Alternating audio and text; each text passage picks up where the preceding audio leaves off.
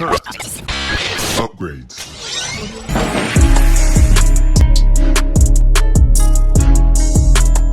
Welcome back, ladies and gentlemen, to another JVS movie review brought to you from the Toronto Film Festival.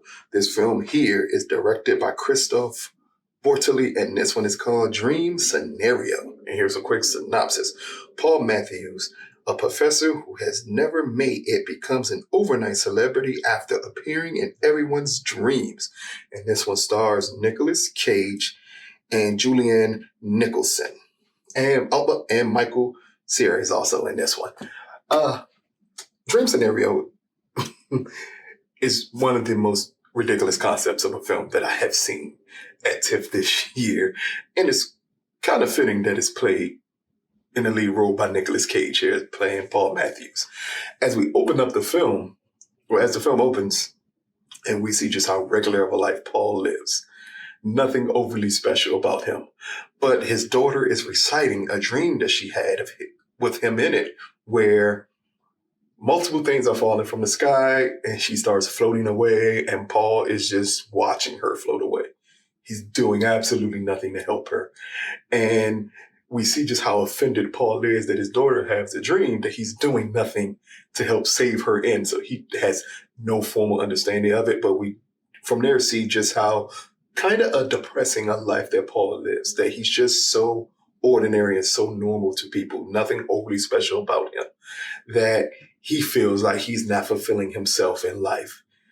And then a chance encounter. He gets a phone call from someone who tells him that they know someone who saw him in their dreams and that Paul did nothing. And we see as he gets back to the school giving lectures, some of the students are laughing because, again, Paul showed up in their dreams and he's doing nothing.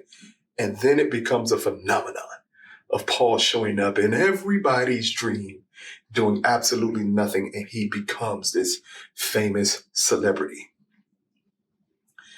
It's here that the film starts to turn a bit because it's about Paul now having to deal with the point that everyone knows who he is because he's showing up in everyone's dream. It's an amazing scene when he's in class and he asks his students to describe what happens in their dreams. And all of them are describing them being in situations where they need help, and Paul shows up in a dream and does absolutely nothing to help them at all. It starts off as a hilarious play on just how inadequate it feels that people believe Paul is as a character and how that's just eating at him. But also the way he's using this opportunity of becoming a viral sensation, of attempting to push forward with a book that he wants to write. That's when Michael comes into play, as he plays this guy who's there to try to help milk this thing for Paul. And then by the second half of the film, things change. As people go from dreaming where Paul does nothing, and then all of a sudden their dreams turn, and then that's when we get a play, it feels like, of this film into what cancel culture is. As we're stuck with Paul now having to deal with the ramifications of people dreaming about him. It is a hilarious switch that happens in this film. And when it happens and we see the impact it has on Paul, it is something to watch because it's something that's completely out of his control, but he's being blamed for everything humanly possible that people are going through. It's an amazing setup for, to me, a film that fails to take its basis on what cancel culture is and how that can overly affect people, even if they get enthralled in it and have absolutely nothing to do with it. And that's where Paul is stuck at. But for Dream Scenario, this is also a great performance by Nicolas Cage. At this point in his career, Nicolas Cage is having fun on every role that he does. And the kookier the role, the better for him. He did a film earlier this year, the Sympathy of the Devil, which also is just Nicolas Cage being Nicolas Cage. Is very wild and wonky. But here's Paul.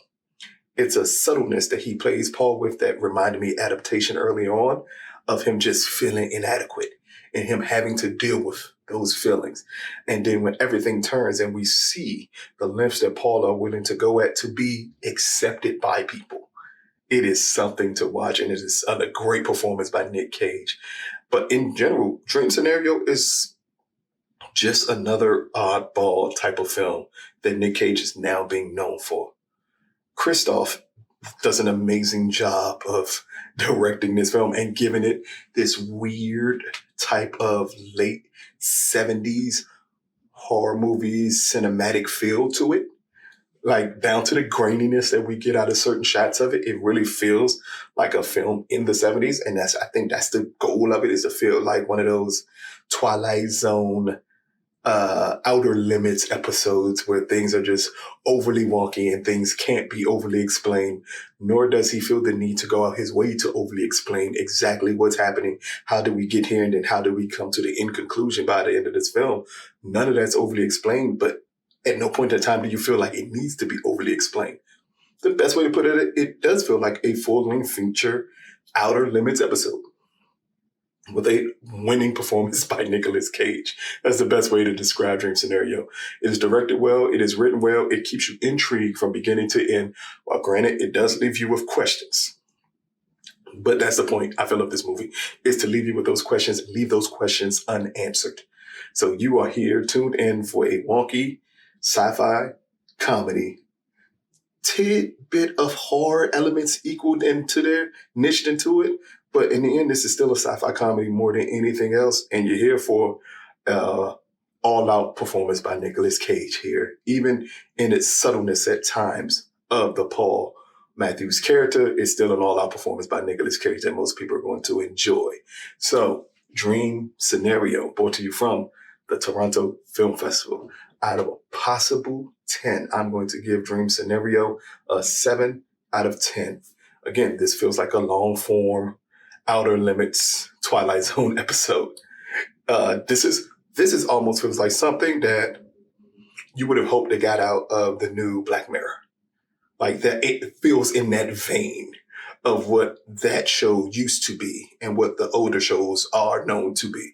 It has that element in it. And again, you're just here to get an amazing performance from Nick Cage here, who seems to be having so much fun playing this character of Paul and watching how his life lifts and disintegrates all over again just because of this situation and having to deal with the ramifications of living in a world where people's opinions of you matter more than what you actually do.